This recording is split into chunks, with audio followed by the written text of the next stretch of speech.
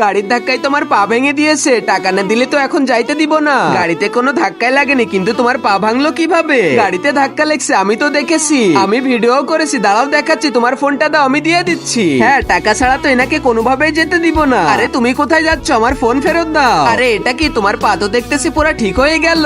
বাগো, thank you, তুমি তো আমাকে আজকে বাঁচিয়ে নিলে। এই প্রতারকদের তো আমি আগেও দেখেছিলাম। ডেলিভারি কেন এখনো হয়নি? আরে তোমার জিনিসপত্র গুলো তো সব নষ্ট হয়ে গেল। চলো আজ থেকে তুমি আমার কোম্পানিতে কাজ করবে। তারপর তো মিনিকে তার বাড়িতে নিয়ে যায়। ওই দেখো, ওই মেয়েটা হলো আমাদের কেয়ারটেকার। ছোটবেলায় তো আমি ওকে অনাথ আশ্রমে রেখে এসেছিলাম, কিন্তু ও এখানে কিভাবে এলো? মালিক হয়তো জানে না ও উনারই মেয়ে। ওকে তো এখান থেকে খুব তাড়াতাড়ি বের করে দিতে হবে। ওখান থেকে মিনি ডিএনএ রিপোর্টটা এখনই দাও আমার কাছে। আরে কি 0% ম্যাম? আরে ম্যাম, কোনো সমস্যা না, ভাগ্যিস আমি আগে রিপোর্টটা বদলে দিয়েছিলাম। বন্ধুরা, এরপরে যা হলো।